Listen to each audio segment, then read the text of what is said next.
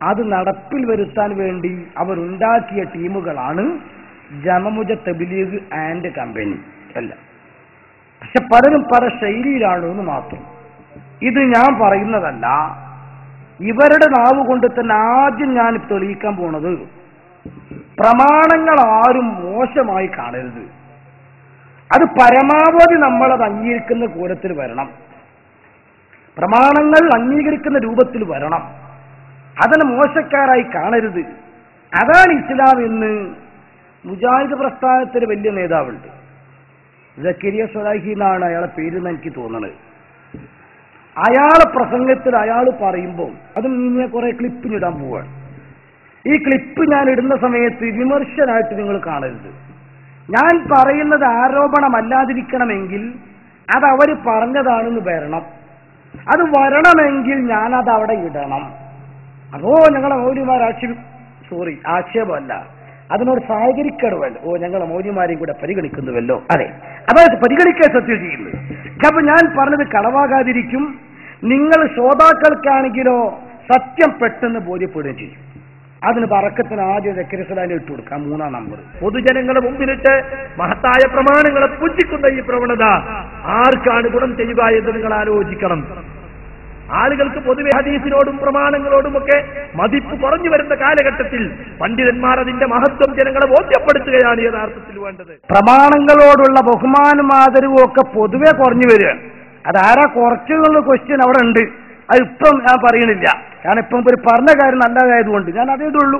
നല്ല കാര്യം ഇങ്ങനെ പറഞ്ഞത് അങ്ങ് കിട്ടിയിരുന്നേ. അങ്ങനെയാണല്ലോ നമ്മൾ നല്ല കാര്യം ആര് പറഞ്ഞാലും വെള്ളം അംഗീകരിക്കുക.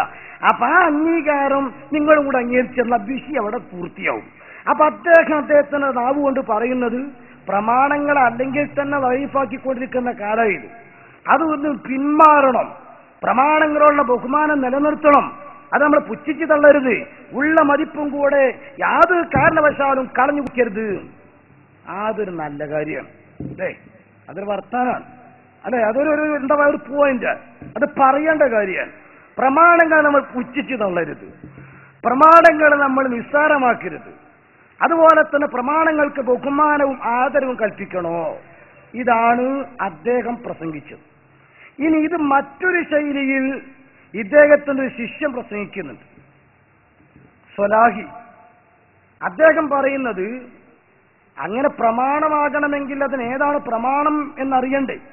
കുറെ ഉണ്ട്, പക്ഷെ ആ കൂട്ടത്തിൽ വിശുദ്ധ ഖുർആൻ കഴിഞ്ഞാൽ പിന്നെ ഏറ്റവും നല്ല പ്രമാണമാണ് ബുഖാരിയും മുസ്ലിമും. ഞാനൊരു വിഷയത്തിലേക്ക് വേണ്ടിയിട്ടാണ് ആവർത്തനം വരുന്നെങ്കിൽ നിങ്ങൾ ചിക്കണം. പിന്നെ അതിന് ഏറ്റവും പ്രബലമായിട്ട് വേണ്ടത് ഖുർആൻ കഴിഞ്ഞാൽ പിന്നെ ബുഖാരിയും മുസ്ലിമുമാണ്. അത് നിങ്ങൾ മുറുകെ പിടിച്ചോ, കുഴക്കൂല. ആരൊക്കെ എന്തൊക്കെ പറഞ്ഞോട്ടെ, ഒറ്റ ഒന്ന് പോലും അതിൽ തള്ളിക്കളയേണ്ടതില്ല എന്ന് പറഞ്ഞാൽ ലൈഫില്ല എന്നർത്ഥം. അത് അദ്ദേഹത്തിന്റെ ശിഷ്യൻ കൂടി പറയുമ്പോ ഗുരുവും ശിഷ്യനും ഒരേ മാർഗത്തിലാകും. എന്നിട്ട് എന്റെ പണി ഞാൻ എടുക്കും, പെട്ടുകൊടുക്കും. ഒന്ന്, ഒരു സാധാരണക്കാരന് വിശ്വസിക്കാവുന്ന ഒരു ഹദീസ് ഗ്രന്ഥം ഏതാണ്? ഒന്നല്ല രണ്ടെണ്ണം കേട്ടോളൂ, ഇമാം ബുഖാരിയുടേതും ഇമാം മുസ്ലിമിന്റേതും. ഇമാം ബുഖാരിയുടെയും ഇമാം മുസ്ലിമിന്റെയും സ്വഹീഹുകളിൽ ഒന്നുപോലും ലഈഫില്ല. ആരൊക്കെ എന്തൊക്കെ പറഞ്ഞാലും ഒരു ഹദീസ് പോലും ലഈഫുള്ളതായിട്ട് ആർക്കും കാണിക്കാൻ സാധ്യമല്ല.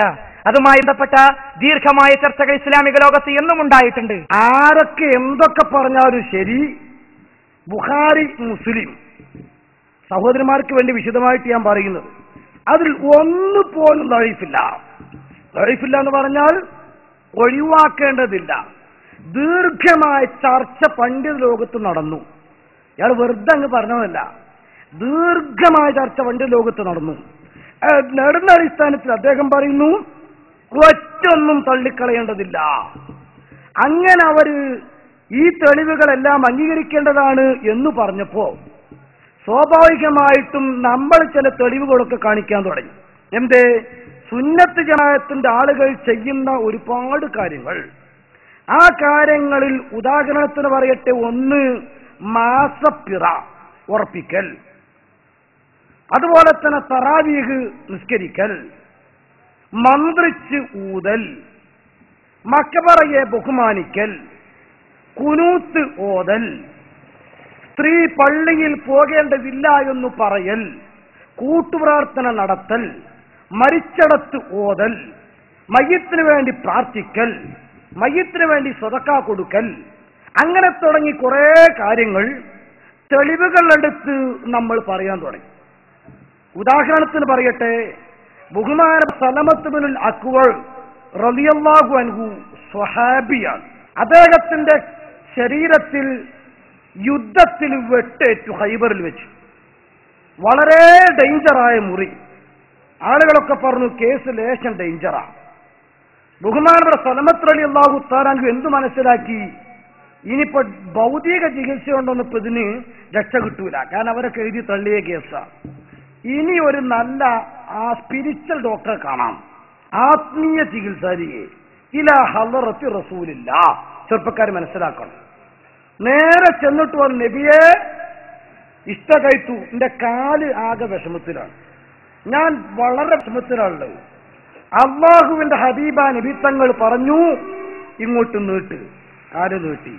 فنفث فيه رسول الله 3 نفثات. 3 ഊത്ത് ബഹുമാനപ്പെട്ട നബി തങ്ങൾ അങ്ങ് മന്ത്രിച്ചൂതിയപ്പോൾ സലമത്ത് റളിയല്ലാഹു തആല അൻഹുവിന്റെ കാല് സുഖപ്പെട്ടുപോയി. കൊല്ലങ്ങൾ ഒരുപാട് കഴിഞ്ഞ ശേഷം സലമത്തിനോട് കുട്ടികൾ ചോദിക്കുന്നു മുറിവിനെ പറ്റി. വിശദമായി പറഞ്ഞ ശേഷം സലമത്ത് പറയുന്നു, ഈ ടൈം വരെ പിന്നെ എനിക്ക് ആ മുറി ഒന്ന് റീടെസ്റ്റ് പോലും നടത്തേണ്ട ഗതി വന്നിട്ടില്ല. മണിപ്പാൽ ഹോസ്പിറ്റലിൽ നിന്ന് ബാൻഡേജ് ചുറ്റിയതോ അല്ലെങ്കിൽ ഒന്നായിട്ട് നാം അത് പിന്നെ കമ്പി തുളച്ചിട്ടതാണെങ്കിലും ഒരുപക്ഷെ 6 മാസം കഴിഞ്ഞ് പ്ലാസ്റ്റർ വെട്ടി നോക്കുമ്പോൾ ലേശൊരു വളവ് കാണും. പിന്നെ അത് വൈദ്യരെ കൊണ്ടൊന്ന് ഒഴിഞ്ഞു ശരിയാക്കലാണ്, അല്ലെങ്കിൽ പിന്നെ രണ്ടാമത് പൊട്ടിച്ചിട്ട് ഏക്കലാണ്. റസൂലുള്ളാഹിന്റെ ഊത്ത് കൊണ്ട് കംപ്ലീറ്റ് സുഖായി. ഇപ്പൊ മന്ത്രിക്കാം എന്നായി.